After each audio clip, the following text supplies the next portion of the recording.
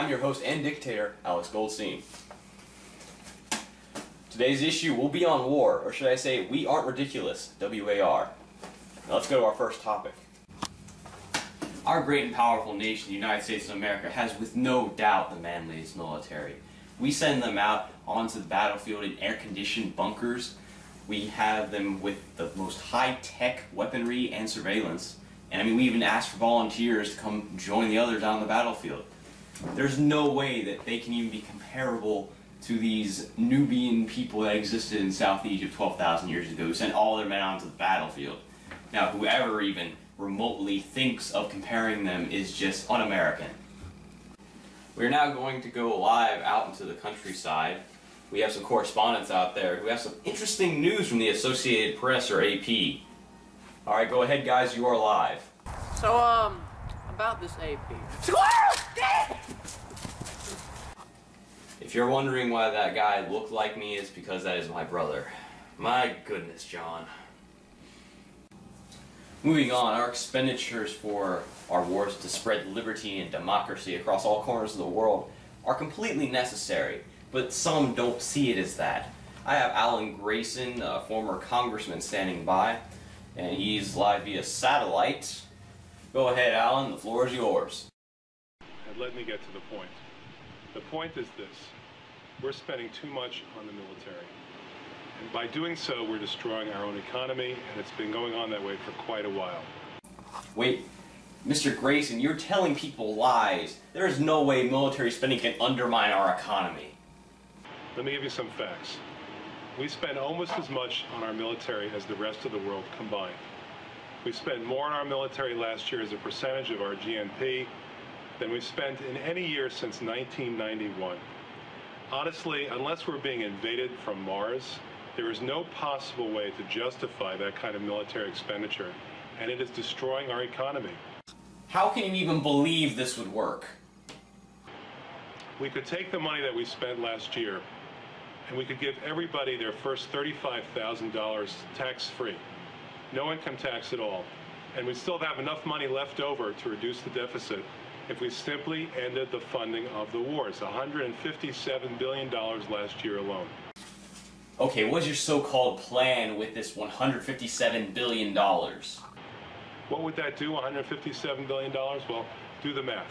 You could create 5 million jobs, paying $30,000 for each job, and reduce unemployment from 8.6%, where it is now, to 5% overnight, and cure the economy if we simply stopped subsidizing war.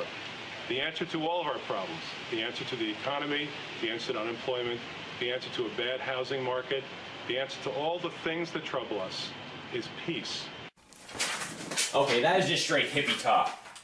I apologize to all those who care for Mr. Grayson, but we're going to have to cut him off. I just cannot allow such info-backed lies to be spread on this show.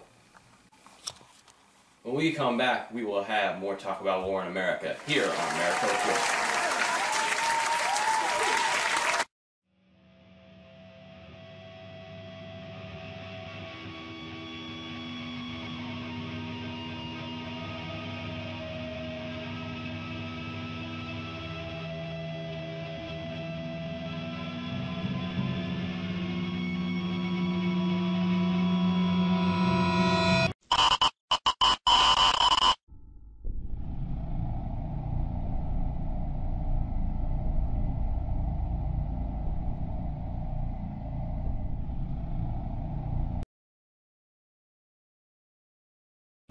Yes, is AP Lang?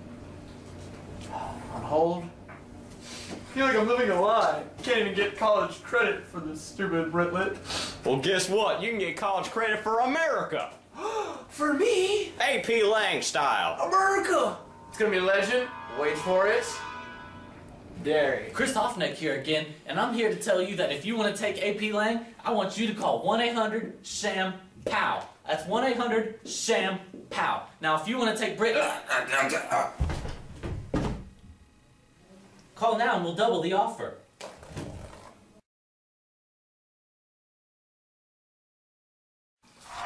Welcome back, America. I am now being told we are broadcasting in Mexico, so ¿cómo estás? Porque somos mejores que ustedes. see. Well, let's move on to our next segment about the unbreakable American soldier. War has caused Army suicides to increase by 54% since 2007. That's still an acceptable number. I mean, our Army's still committing less suicide than Japan's did in World War II. And now we move on to the news about the Associated Press had about Al-Qaeda that our correspondents were supposed to cover, but it seems that our correspondents are still distracted by squirrels. Apparently, U.S. Secretary of Defense Leon Panetta spoke with reporters about Al-Qaeda. Having gotten bin Laden, we've now identified some of the key leadership within Al-Qaeda, both in Pakistan as well as in Yemen and other areas, that if we can be successful at going after them, I think we can really undermine their ability to do any kind of planning, to be able to conduct any kind of attack on this country. And now I'm being told that we have further updated information about Al-Qaeda courtesy of Journeyman TV. Al-Qaeda has a new refuge, the deserts of northern Mali. They drove out the National Army and seized their weapons. Now they fly the Al-Qaeda flag. They control an area twice the size of Britain, including cities and airports, and they're threatening Europe. When we've conquered France, we'll come to the USA. We'll come to London and conquer the whole world. The banner of Mohammed, peace be upon his head, will be raised from where the sun rises to where it sets. The military commander of Al-Qaeda's local ally, Ansar Deen, Defenders of the Faith. Is Iron Man available?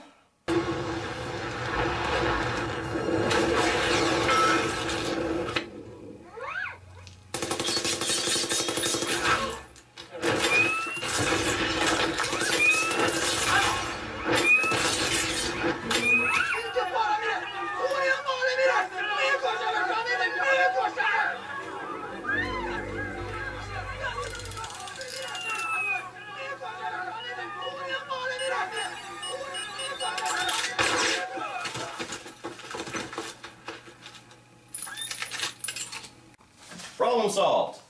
America. Well, that's all the time we have here today on America Report. And remember, war.